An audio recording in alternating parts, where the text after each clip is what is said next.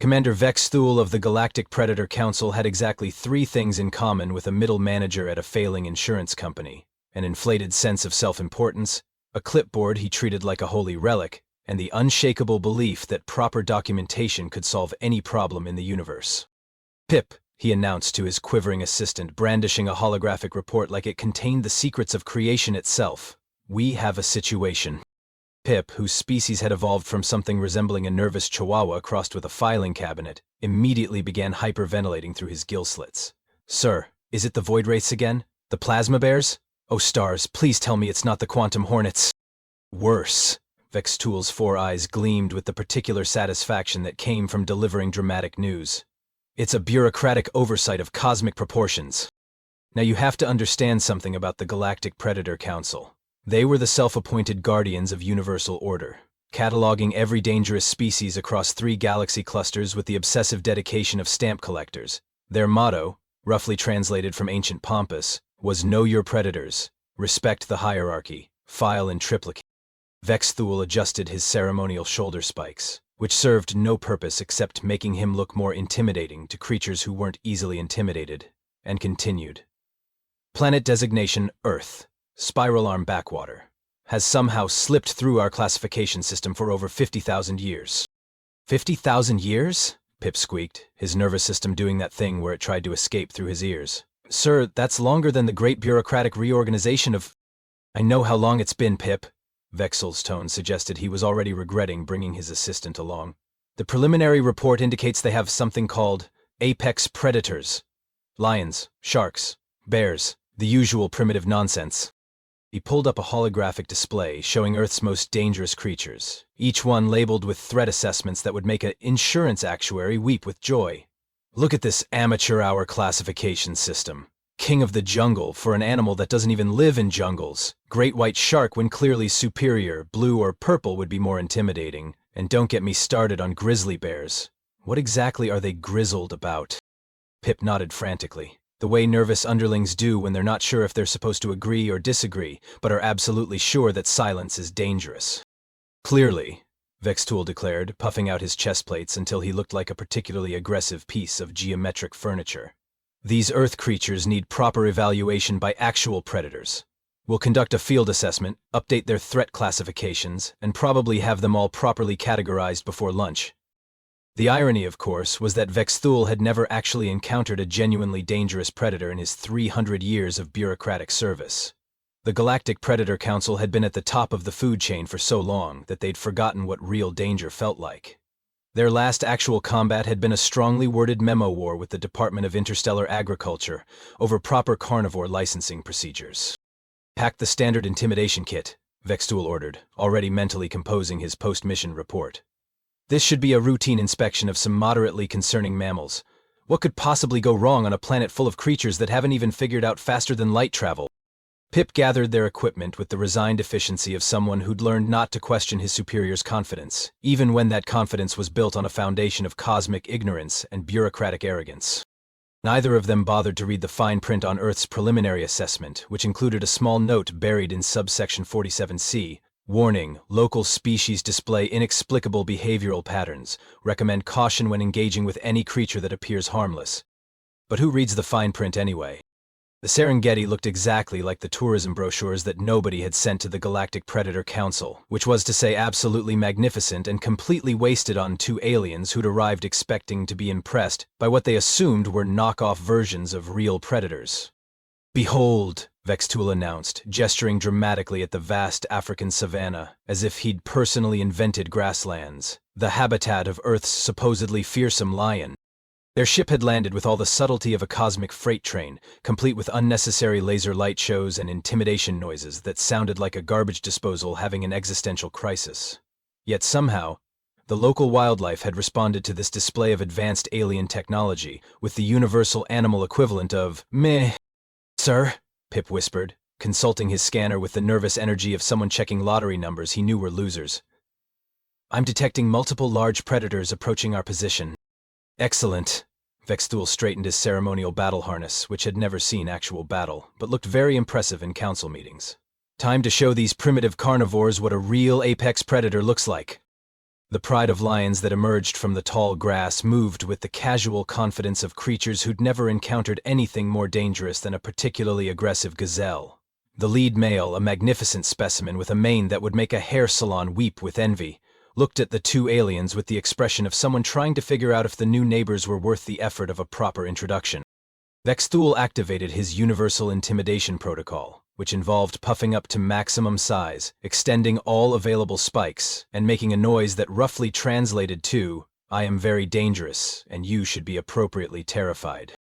The lion yawned. Not a nervous yawn or a confused yawn, but the kind of deeply satisfied yawn that suggested he'd been considering a nap anyway, and these weird bipedal creatures were about as threatening as a particularly noisy butterfly. "This is highly irregular," Vexthul muttered, checking his intimidation settings. "According to the manual, inferior predators should display submission behaviors when confronted with superior galactic specimens." "Sir," Pip squeaked, "maybe we should try a different approach." "Nonsense. Clearly their primitive brains simply can't process our advanced threat displays." Vexthul activated his backup intimidation mode, which added laser pointer effects and what he believed were terrifying holographic projections. The lions, demonstrating the kind of intellectual curiosity that had made them successful predators, decided these strange creatures might be interesting enough to investigate. 3 of them began strolling over with the relaxed gait of house cats approaching a sunny windowsill. "Sir, they're getting closer." "Good. They're finally recognizing our superior predatory status." What happened next would later be described in Vexthul's official report as a minor miscalculation in interspecies communication protocols. What actually happened was that the lead lion walked right up to Vexthul, sniffed him with the thoroughness of a sommelier evaluating a questionable wine, and then proceeded to use the alien commander as a scratching post. 20 minutes later, after what could generously be called a tactical retreat and less generously called running away while screaming about inadequate xenobiology training, the 2 aliens found themselves floating in a protective bubble 300 feet above the Indian Ocean. "Perhaps," Vexthul said, his dignity somewhat compromised by the claw marks decorating his ceremonial armor, "the aquatic predators will prove more traditionally responsive to proper hierarchical protocols." The great white shark that emerged from the depths to investigate their underwater scanning equipment moved with the fluid grace of a creature that had perfected the art of being a shark for roughly 400 million years. It circled their observation bubble with the patient interest of someone window shopping for something they weren't quite sure they wanted. "Now this," Vexthul declared, "is more like it. A proper predator. Sleek, efficient, clearly evolved for maximum intimidation factor." The shark, demonstrating either profound intelligence or profound indifference, bumped the alien bubble with its nose, apparently decided they weren't food, weren't particularly interesting, and weren't worth the caloric expenditure of continued investigation. "Why?" Pip asked, with the voice of someone whose worldview was beginning to crack around the edges. "Do they keep ignoring our threat displays?" "Primitive neural development," Vexthul replied, though his confidence was beginning to sound like someone trying to convince themselves that everything was fine while their house burned down around them. Clearly these creatures operate on such basic instincts that they can't recognize superior predatory evolution when they encounter it. Their final test case brought them to the Arctic, where a polar bear the size of a small shuttlecraft was methodically fishing through an ice hole with the focused concentration of someone who'd never doubted their place in the universe. "This one," Vexthul announced, "will surely recognize our status. Look at those massive claws, that efficient hunting posture. Clearly a creature that understands predatory hierarchy." The polar bear looked up from its fishing, observed the 2 aliens floating nearby in their climate-controlled suits, and made a decision that would have impressed philosophers across the galaxy for its elegant simplicity. These strange creatures were neither food, nor threat, nor particularly interesting. Therefore they qualified for the most devastating response in the polar bear playbook: complete and utter indifference. "Sir," Pip said, his voice now carrying the hollow tone of someone whose faith in universal order had been systematically dismantled by 3 different continents, "maybe our intimidation systems are malfunctioning?" "Impossible." Vexthul's certainty was beginning to sound suspiciously like desperation. "We simply need to find a creature with sufficient intellectual development to appreciate our obvious superiority. Something with enough cognitive capacity to understand the natural order of predatory dominance." What they needed, he decided, was to find something smaller and less impressive than lions, sharks, and polar bears. something harmless-looking that would provide a confidence boost before they filed their report. Something that wouldn't challenge their fundamental assumptions about how the universe was supposed to work. Something like that cute little black and white fuzzy creature they could see in the distance, casually wandering through what appeared to be a nature preserve. Now, if Vextool had bothered to consult Earth's wildlife databases, or honestly just asked literally anyone who'd spent more than 5 minutes on the planet, he would have learned that there are certain creatures you simply don't mess with. Honey badgers occupy the very top of that list, right above Australian everything and slightly below whatever unholy thing your cat is staring at in the corner at 3 in the morning. But Vextool was a bureaucrat, which meant he approached the universe with the confident ignorance of someone who'd never encountered a problem that couldn't be solved with the proper paperwork. "Perfect," he announced, gesturing at what he assumed was some sort of decorative mammal. "A harmless local creature. This will restore our credibility as apex predators." Bruiser, though the aliens didn't know his name yet, was having what could generously be called a typical Tuesday. He'd started the morning by evicting a family of cobras from a burrow he'd decided he wanted, spent the afternoon systematically destroying a beehive for the sheer joy of destruction, and was now considering whether that tourist van in the distance contained anything worth stealing. The fact that he was currently covered in approximately 3,000 bee stings didn't bother him in the slightest. Honey badgers operate on a simple philosophy. Pain is temporary, but honey is delicious, and anyone who has a problem with that arrangement is welcome to take it up with management. "Observe, Pip," Vextool said, activating his specimen collection protocols. "A docile scavenger, probably subsists on insects and small vegetation. This will demonstrate our superior predatory capabilities to a creature with appropriate respect for the natural order." Pip, whose survival instincts had been finely tuned by 300 years of working for Vextool, felt a familiar chill of impending disaster. "Sir, perhaps we should observe from a distance first." "Nonsense. Look at it, Pip, it's practically a stuffed animal." Bruiser, who had been ignoring the aliens with the same casual indifference he showed to bee stings, explosions, and strongly worded warnings from park rangers, suddenly found his attention captured by something far more interesting than their conversation. Their ship's landing gear appeared to be made of some sort of metal alloy that might be useful for getting into that particularly stubborn termite mound he'd been working on. "Deploying containment field," Vextool announced, activating what the Galactic Predator Council considered state-of-the-art specimen capture technology. A shimmering energy barrier materialized around Bruiser, designed to temporarily immobilize creatures up to the size of a small spacecraft. Bruiser looked at the energy field with the expression of someone who'd just been presented with an interesting new toy. He reached out with one claw and touched it experimentally. The containment field, which had successfully held void wraiths and quantum phase predators, flickered uncertainly. "That's odd," Vextool muttered, checking his readings. "The field appears to be destabilizing." What happened next defied several fundamental laws of physics, most principles of common sense, and at least 3 interstellar treaties regarding the proper use of advanced technology. Bruiser didn't break the containment field, so much as he convinced it to stop existing through sheer force of personality. "Sir," Pip whispered, his voice carrying the tone of someone watching their worldview collapse in real time. "How did it do that?" "Impossible," Vextool declared, the way people do when reality refuses to conform to their expectations. "Deploy backup containment protocols." The backup containment protocols involved more energy, bigger barriers, and what the manual described as foolproof restraint systems.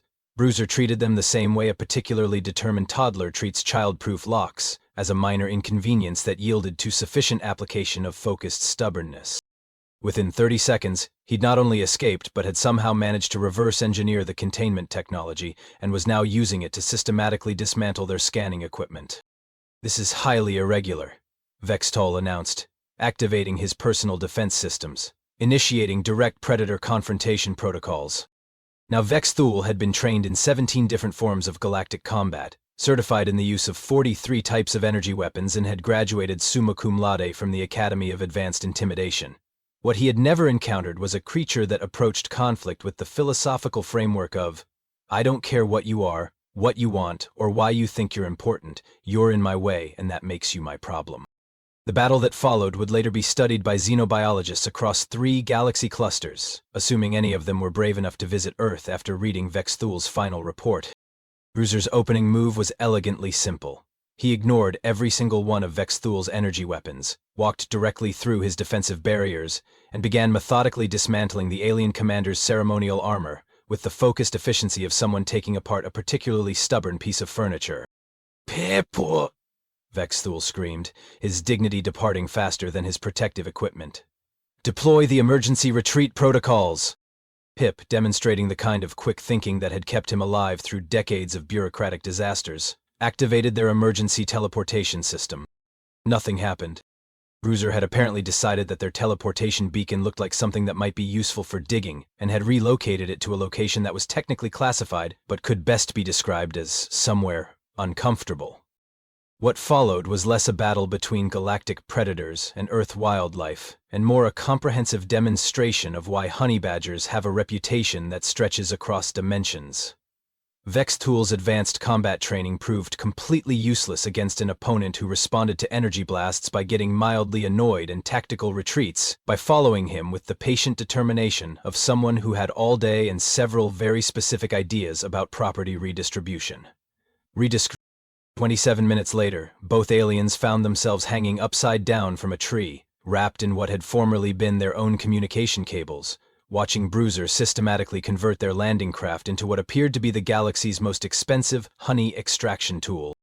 "Sir," Pip wheezed, his remaining dignity hanging by approximately the same thread as his current physical position, "perhaps we should update our threat assessment protocols." Vexthul, whose worldview had been so thoroughly demolished that he was beginning to question fundamental concepts like up, down, and why did I choose this career, could only watch as Bruiser emerged from their ship carrying what looked like their entire weapons array. "What?" he asked the universe in general. "Is that creature?" As if in answer to his existential crisis, a small voice piped up from below them. "Oh, that's just Bruiser. He's a honey badger. They don't really care about stuff." 8-year-old Tommy Rodriguez had been having the kind of day that makes childhood memorable. He'd successfully convinced his mom to bring him to the nature preserve for what she thought was educational enrichment, and what he knew was premium animal watching time. He'd already spotted 3 different types of birds, identified 2 species of beetles, and was maintaining a running commentary that demonstrated the kind of encyclopedia knowledge that only kids with nature obsessions possess. "Mom, look, there's people in the tree." Maria Rodriguez, who was juggling a camera crew, 17 different permits, and the logistics of filming a nature documentary while keeping track of her enthusiastic son, looked up from her clipboard to see what appeared to be 2 very large, very colorful people hanging upside down, like the world's most elaborate piñata. "Tommy, those aren't people, those are..." She stopped mid-sentence because honestly, she had no idea what those were. "Stay right there while I figure this out." Tommy, demonstrating the selective hearing that all children develop around the age of 4, was already walking toward the tree with the fearless curiosity of someone who'd never met a creature that didn't want to be his friend. "Hey," he called up to the dangling aliens, "are you guys okay? That looks super uncomfortable." Vexthul, whose day had already redefined his understanding of humiliation, found himself staring down at what appeared to be a miniature human. According to his files, humans were the dominant species on this planet, which meant this small creature represented Earth's apex intelligence. "Child," he declared with as much dignity as someone hanging upside down could muster, "I am Commander Vexthul of the Galactic Predator Council. We are apex predators from the stars, conducting official business on your primitive world." Tommy tilted his head the way kids do when adults say something that doesn't quite make sense. "You don't look like predators. You look like you got beat up by Bruiser." "Beat up?" Vexthul's voice cracked slightly. "We are sophisticated galactic warriors who were temporarily inconvenienced by a malfunctioning local creature." "Oh, Bruiser's not malfunctioning," Tommy said helpfully. "He's just being a honey badger. They're like that." Pip, who had been quietly having what psychologists would later classify as a species-wide existential crisis, managed to wheeze out, "What exactly is a honey badger?" Tommy's face lit up with the expression kids get when someone asks them about their favorite subject. "They're the coolest. They don't care about anything. Like literally nothing. Bee stings, snake bites, lions, nothing bothers them. My dad says they're what you'd get if you took all the attitude in the world and squeezed it into a 20-pound package." "But," Vexthul protested, "we're galactic apex predators. We have advanced technology, superior evolutionary development, cosmic authority." "Yeah, but you're not honey badgers," Tommy interrupted with the brutal logic that only children possess. "Bruiser doesn't care about any of that stuff. He just sees things he wants and takes them. Look, he's making a fort out of your spaceship." They all turned to observe Bruiser, who had indeed converted their landing craft into what appeared to be an elaborate honey badger fortress, complete with multiple escape tunnels, and what looked suspiciously like a communications array repurposed as a backscratcher. "This is impossible," Vextool muttered. "According to universal predatory hierarchy, superior species dominate inferior ones through displays of strength, technology, and tactical advantage." Tommy considered this with the serious expression kids reserve for explaining obvious things to confused adults. "Well, yeah, but honey badgers didn't get the memo. They just do whatever they want. My teacher says they're what happens when evolution decides to give something unlimited confidence and zero fear." "But how do you control them?" Pip asked desperately. "You don't," Tommy said cheerfully. "That's the point. You just stay out of their way and hope they don't want whatever you have. Want me to get you down from there?" The idea that these galactic predators needed rescue from an 8-year-old was almost too much for Vexthool's remaining dignity to bear. "We are perfectly capable of extricating ourselves from this temporary tactical disadvantage." "Tommy!" Maria's voice carried the particular tone that meant business. "What did I tell you about talking to strangers?" "But Mom, they're stuck in a tree." Maria approached with the cautious stride of someone trying to figure out if she was looking at an elaborate prank, a film production, or something that required calling authorities she didn't even know existed. "Excuse me," she called up to the aliens. "Are you folks okay? Do you need help getting down?" Vexthool stared at the adult human, trying to process the fact that she was showing concern rather than the appropriate fear response to encountering galactic predators. "We are fine. This is a routine predator assessment procedure." "In costumes?" Maria asked, because honestly, what else could they be wearing? "These are advanced combat systems," Vextool began. "They're really good costumes," Maria interrupted, pulling out her phone. "Are you guys filming something? Because if you're doing a nature documentary, you should probably coordinate with the park service, safety regulations and all that." Tommy, meanwhile, had walked over to where Bruiser was methodically converting alien technology into honey badger infrastructure. "Hi, Bruiser. These space guys don't understand how awesome you are." Bruiser paused in his systematic deconstruction of their sensor array, looked at Tommy with the expression of someone acknowledging a fellow professional, and went back to work. "See," Tommy said to the dangling aliens. "He likes me because I don't try to put force fields around him or shoot him with laser guns. I just let him do his honey badger thing." "But we're apex predators," Vexthool said weakly. "So is he," Tommy replied. "The difference is, he doesn't need to tell everyone about it." Maria, who had been taking pictures because this was either the weirdest documentary setup she'd ever seen or something she'd need evidence of later, walked over to get her son. "Tommy, leave the nice people in costumes alone. They're probably trying to work." "They're not working, Mom. They're hanging upside down because they tried to mess with a honey badger." "A honey badger did this?" Maria looked up at the two elaborate figures dangling from her local nature preserve's oak tree. "Seriously?" "Bruiser's pretty territorial," Tommy explained. "Plus, they had shiny stuff, and he likes shiny stuff." Maria sighed the way parents do when reality refuses to make sense, but they still have to deal with it. "Do you need me to call someone? Park rangers? Insurance company? Costume repair service?" "Perhaps," Pip said quietly. "We could start with just getting down from this tree." "I can help with that," Tommy said enthusiastically. "I'm really good at knots. Dad taught me when we went camping." And so it was that Commander Vexthool of the Galactic Predator Council, conqueror of 17 star systems and certified apex predator of 3 galaxy clusters, found himself being rescued from a tree by an 8-year-old boy who treated the entire situation like a fun puzzle rather than a cosmic humiliation. "There you go," Tommy said as the aliens stumbled to the ground, their dignity in approximately the same condition as their equipment. "You should probably put some ice on those scratches. Honey badger claws are really sharp." "Thank you," Pip whispered, because even in the midst of an existential crisis, politeness matters. Tommy beamed with the satisfaction of someone who'd helped solve a problem. "Do you guys want me to show you some other cool animals? Just, from a distance this time." Vexthool looked at this small human child who had just casually rescued 2 galactic predators from a tree, showed no fear of creatures that had terrorized 3 galaxy clusters, and was now offering them a nature tour like this was the most normal thing in the universe. "What?" he asked slowly. "Are humans?" Tommy grinned. "We're the weird ones. Dad says we're what you get when evolution can't decide if it wants to make something really smart or really stupid, so it just makes something really stubborn instead."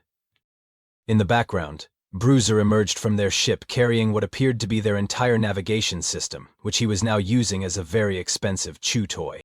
"He's going to keep that, isn't he?" Vexthool asked weakly. "Oh yeah," Tommy said cheerfully. "Honey badgers don't really do returns." Tommy Rodriguez had the teaching instincts of someone who genuinely loved sharing knowledge, which is why he completely missed the existential terror in Vex Thul's eyes when he enthusiastically offered to explain more about Earth's wildlife. To Tommy, this was like Christmas morning. Two very interested adults who wanted to learn about animals and a whole nature preserve to use as his classroom. Okay, so honey badgers are just the beginning, Tommy said, settling cross-legged on the ground with the comfortable authority of someone about to deliver a comprehensive lecture. Earth has tons of animals that don't follow normal rules. Vex Thul and Pip, still recovering from their tree-dangling experience, sat down with the careful movements of beings whose understanding of universal order had been thoroughly scrambled. In the background, Bruiser continued his systematic conversion of alien technology into honey badger amenities, occasionally pausing to give them a look that clearly said, "I'm not done with you yet." "Take geese," Tommy continued, warming to his subject. "They look all peaceful and pretty, right? But they're basically feathered terrorists. My Uncle Rick says they're what you get when evolution decides to put the attitude of a honey badger into something with wings and a really bad temper." "Surely," Vex Thul said weakly, "waterfowl cannot be considered apex predators." "Tell that to my cousin Jake," Tommy interrupted. "He tried to take a selfie with some Canada geese at the park last year. They chased him 3 blocks. 3 blocks! And they were honking the whole time like they were coordinating an attack." Pip made a small whimpering sound that suggested his worldview was continuing its steady disintegration. "And cats," Tommy said, his eyes lighting up with the particular joy of someone who'd found his groove. "House cats are amazing. They're like tiny lions, except lions actually care about things like territory and hunting for food. House cats just knock stuff off tables because they think it's funny." "But they're domesticated," Vex Thul protested. "Surely they pose no threat to superior species." "My neighbor Mrs. Chen has this cat named Mr. Whiskers," Tommy said. "He once stared down a coyote in their backyard. Not fought it, just stared at it until the coyote got uncomfortable and left. Dad says cats have perfected the art of psychological warfare." Maria, who had been listening while organizing her equipment, called over. "Tell them about Australian animals, honey. That should be educational." Tommy's face lit up like someone had just offered him unlimited ice cream. Oh man. Australia is like Earth's practice run for making everything dangerous. They have spiders that eat birds, jellyfish that can kill you just by looking at them wrong, and something called a drop bear that— "Drop bears aren't real, Tommy," Maria said patiently. "That's what they want you to think," Tommy replied, with the serious expression of someone sharing classified information. "But the real scary thing about Australia is that it's got all these deadly animals. And then there's Australians, who just live there like it's no big deal." Vex Thul felt a familiar chill of apprehension. "What do you mean?" "Well, they've got crocodiles that can grow to 20 feet long, snakes with enough venom to kill 100 people, spiders the size of dinner plates, and sharks that can bite boats in half. And Australians are like, yeah, no worries, mate, just watch where you step." Pip made another small noise, this one suggesting that his grip on reality was becoming increasingly tenuous.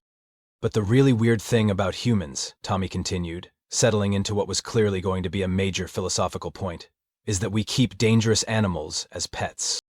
"Excuse me?" Vex Thul asked faintly. "My friend Sarah has a python named Gerald. Gerald could totally squeeze the life out of someone if he wanted to, but mostly he just hangs out in his tank and judges people. And my other friend Mike has a tarantula named Princess Fuzzybutt, who's super sweet but could probably bite through your finger if she was having a bad day." "Why," Pip whispered, "would you voluntarily cohabitate with creatures capable of causing you harm?" "Because they're cool," Tommy said, with the simple logic that made perfect sense to 8-year-olds and absolutely no sense to anyone else. "Plus, humans are really good at making friends with things that could kill us. We domesticated wolves into dogs, turned giant scary aurochs into cows, and convinced horses to let us ride them around, even though they could kick our heads clean off." Vex Thul stared at this small human who was casually describing his species' tendency to befriend apex predators like it was a hobby. "Are all humans this cavalier about mortal danger?" "Not cavalier," Tommy corrected seriously. "We just don't see the point in being scared of everything. Like, my dad goes rock climbing on weekends. That's basically hanging off cliffs for fun. My mom does something called extreme mountain biking, where she rides down mountains really fast on purpose. And my grandpa was a Marine, which means he volunteered to go places where people were shooting at him." "But why?" Pip asked desperately. "Because it's awesome," Tommy said with the conviction of someone stating an obvious truth. "Humans like doing stuff that's dangerous, because dangerous stuff is usually more fun than safe stuff. That's why we invented things like roller coasters, bungee jumping, and spicy food. In the distance, Bruiser emerged from the alien ship carrying what appeared to be their emergency beacon, which he was now using to dig what looked like the beginnings of an elaborate tunnel system. "Is he going to give any of that back?" Vexthul asked, though he already knew the answer. "Probably not," Tommy said sympathetically. "But look on the bright side. You're getting to see honey badger engineering in action. Most people don't get that kind of educational opportunity."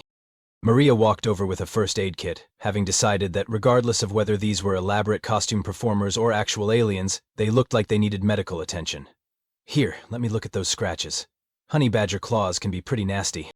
"Ma'am," Vexthul said as she efficiently cleaned his wounds with the practiced competence of someone who'd raised an adventurous child, "are you not concerned that we might be dangerous?"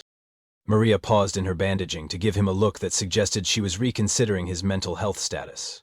"Honey, you just got beaten up by a 20-pound mammal and rescued from a tree by my 8-year-old. I'm pretty sure I can handle whatever threat level you represent. Besides," Tommy added helpfully, "if you were really dangerous, Bruiser would still be fighting you instead of redecorating your spaceship." "It's not a spaceship," Vexthul said automatically, then stopped because, honestly, what was the point of maintaining the fiction at this stage? "So it is a spaceship," Tommy said with the excitement of someone who'd just solved a puzzle. "That's so cool. Are you really aliens? Can you show me how it works? You have laser guns? Have you been to other planets?" "Tommy," Maria said, in the warning tone parents use when their children are about to embark on enthusiastic interrogation, "let the nice aliens finish their whatever it is they're doing." The casual acceptance in her voice, not fear, not excitement, just practical acknowledgement that aliens existed and were apparently having a rough day in her local nature preserve, was somehow more unsettling to Vexthul than if she'd screamed or fainted. "How?" he asked slowly. "Are you all so calm about this?" Tommy shrugged with the philosophical wisdom that comes naturally to children. "Dad always says that the universe is full of weird stuff, and getting upset about it doesn't make it less weird. Plus, you seem pretty nice. Bruiser wouldn't be ignoring you if you were actually bad guys." "The honey badger is our character reference," Pip asked weakly. "Best reference you could ask for," Tommy said seriously. "Bruiser's got excellent judgment about people. He only attacks things that are either threats, food, or in possession of something shiny he wants." As if summoned by the mention of his name, Bruiser appeared carrying what looked like their quantum flux capacitor, which he'd apparently decided would make an excellent addition to his growing collection of alien technology. "Yup," Tommy said with satisfaction. "He definitely likes you guys. If he didn't, you'd still be hanging from that tree." Vexthul watched his ship's vital components being redistributed according to honey badger logic, and felt the last remnants of his galactic superiority complex crumble into dust. "What," he asked the universe in general, "have we gotten ourselves into?" 3 weeks later, Commander Vexthul sat in the sterile comfort of his office at Galactic Predator Council headquarters, staring at a report that had taken him 14 drafts to write, and would probably take the review board several therapy sessions to process. His ceremonial armor had been repaired, his dignity remained a work in progress, and his understanding of how the universe was supposed to function had been permanently altered by 27 minutes of interaction with a creature that weighed less than his lunch. "Sir," Pip said from the doorway, speaking in the careful tone of someone who'd spent the last 3 weeks having very detailed conversations with the staff psychologist, "the council is ready for your presentation." Vexthul looked at his assistant, noting that Pip had developed a nervous twitch whenever anyone mentioned small mammals, and nodded with the resignation of someone about to deliver news that would fundamentally challenge the cosmic order. The Galactic Predator Council's main chamber was an impressive display of bureaucratic intimidation, designed to reinforce the natural hierarchy of the universe through careful use of dramatic lighting, imposing architecture, and chairs that were just uncomfortable enough to discourage lengthy debates. The 7 council members, each representing the apex predators of their respective galaxy clusters, waited with the patient attention of beings who were used to hearing about planets that had been properly categorized and filed according to established protocols. "Council members," Vexthul began, his voice carrying only the slightest tremor of someone whose worldview had been systematically dismantled by a nature preserve, "I present the updated classification for planet Earth designation." Well, we need to discuss the designation. Chairman Crocs, whose species had evolved from something resembling a cross between a dragon and a very large accountant, leaned forward with interest. "Proceed with your assessment, Commander. Earth's new classification is as follows." Vexthul took a deep breath, knowing that what he was about to say would be discussed in xenobiology textbooks for the next 1,000 years. Threat level. Do not engage. Recommended approach. Immediate quarantine with minimum safe observation distance of, let's call it 1 solar system. The council chamber fell silent, with the particular quality of silence that occurs when a group of highly intelligent beings realizes they're about to hear something that will keep them awake at night. Commander, Council Member Vexilla inquired with the careful politeness of someone asking about a potential galaxy-threatening situation. Perhaps you could elaborate on the specific nature of this threat assessment. Vextool activated his presentation hologram, which displayed Earth rotating peacefully in space, like the most deceptively innocent planet in the known universe. The primary threat is not, as initially assessed, the presence of conventional apex predators. Then what is the threat? Chairman Crox asked, though his tone suggested he wasn't sure he wanted to know. The threat, Vextool said with the measured tone of someone delivering catastrophic news, is that nothing on this planet follows logical behavioral patterns. The entire ecosystem operates on principles of controlled chaos, inhabited by species that have either evolved beyond the concept of appropriate fear responses or never developed them in the first place. He clicked to his next slide, which showed a honey badger in what appeared to be its natural state of generalized destruction. Exhibit A, Mellivora capensis, locally known as the honey badger. 25 pounds of concentrated hostility that approaches conflict with the philosophical framework of I don't care what you are, you're in my way. Councilmember Zethmok, whose species had conquered 17 star systems through careful application of superior firepower, raised a tentacle. Surely a 25-pound creature poses no significant threat to galactic-class predators. This particular specimen, Vextool continued with the tone of someone recounting a natural disaster, disabled our containment systems, reversed engineered our defensive technology, and systematically converted our entire landing craft into what can best be described as honey badger infrastructure. It accomplished this while ignoring several thousand bee stings, our energy weapons, and basic principles of self-preservation.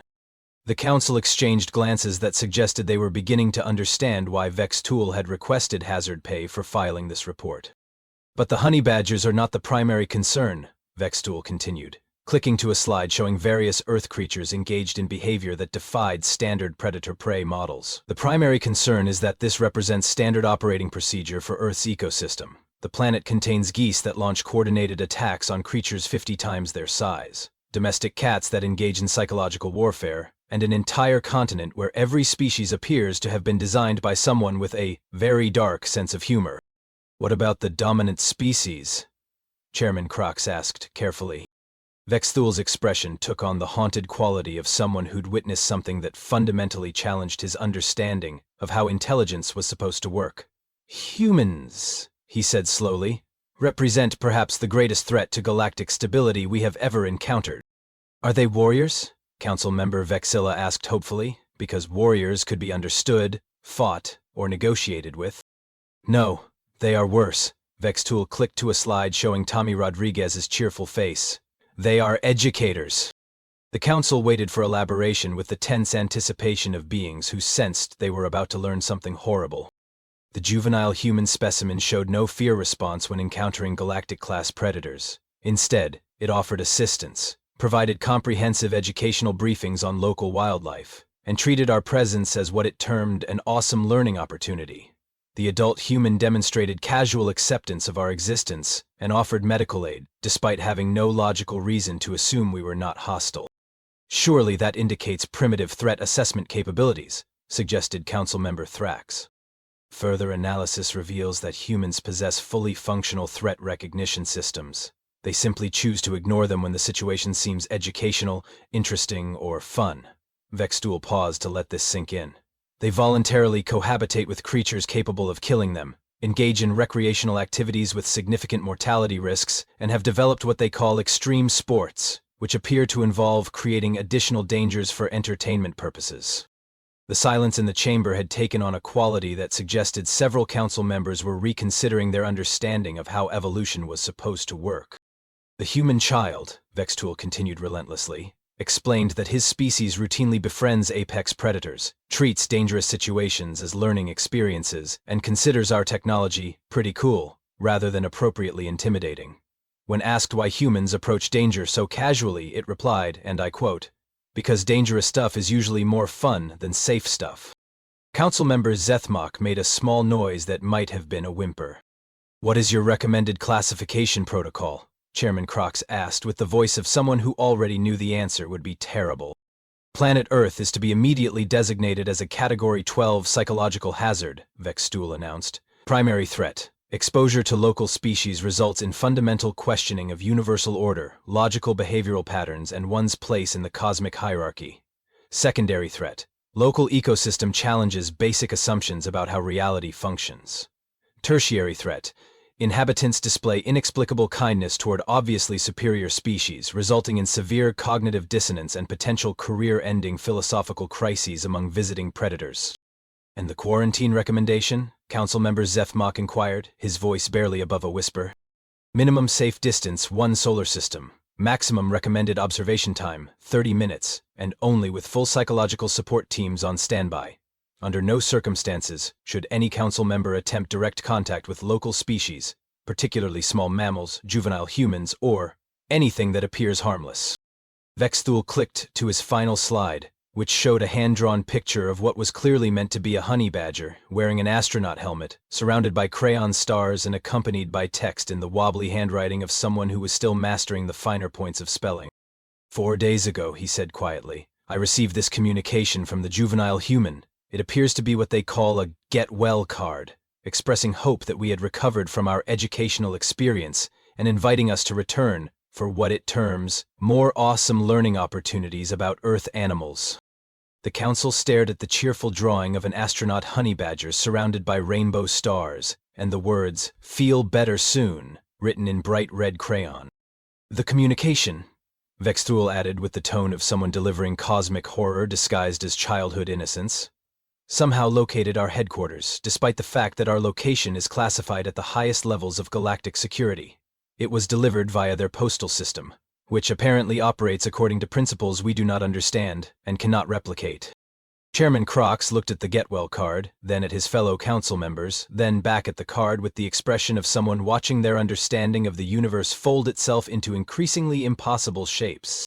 "Motion to approve immediate quarantine status for planet Earth?" he asked weakly. "Seconded," came the immediate chorus from the other 6 council members. "All in favor of designating Earth as a Category 12 psychological hazard with indefinite quarantine protocols?" 7.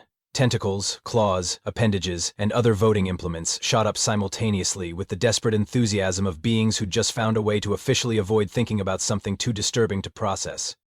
Motion carried unanimously. Planet Earth is hereby classified as Category 12 psychological hazard. Quarantine effective immediately. All future observations to be conducted remotely using unmanned probes from maximum safe distance. Chairman Crox paused, then added with the generosity of someone who was grateful not to be filing this report himself. "Commendation to Commander Vextool for surviving first contact with a Category 12 situation and maintaining sufficient psychological stability to file a coherent report." Later, as Pip helped file the paperwork that would officially protect the galaxy from exposure to Earth's particular brand of educational chaos, he asked the question that had been bothering him for 3 weeks. "Sir, should we respond to the get-well card?" Vextool looked at the cheerful drawing of an astronaut honey badger, considered the implications of further correspondence with beings who treated galactic predators as learning opportunities, and carefully filed the card in his desk drawer next to his emergency therapy contact information. "Pip," he said, with the hard-won wisdom of someone who'd learned that some questions were better left unanswered, "some mysteries of the universe are best appreciated from a safe distance. Preferably a distance measurable in light years." And so Earth remained uncontacted by galactic civilization, not because humanity hadn't been discovered, but because the aliens were too psychologically traumatized to risk a return visit. In the official records, Earth was listed with a single warning that would puzzle xenobiologists for generations. Inhabitants possess inexplicable ability to make friends with anything, including galactic predators. Recommend continued quarantine for everyone's peace of mind. In a nature preserve on a small blue planet, Tommy Rodriguez continued his ongoing project of cataloging local wildlife, while a honey badger named Bruiser worked on what had become the most sophisticated honey extraction and storage facility in 3 galaxy clusters, powered entirely by repurposed alien technology and the kind of focused determination that had made honey badgers the unofficial mascots of controlled chaos. The universe, as Tommy's dad had always said, was full of weird stuff. The Galactic Predator Council had simply learned that some weird stuff was best admired from very, very far away, preferably while filling out the appropriate forms to make sure nobody else had to experience it firsthand.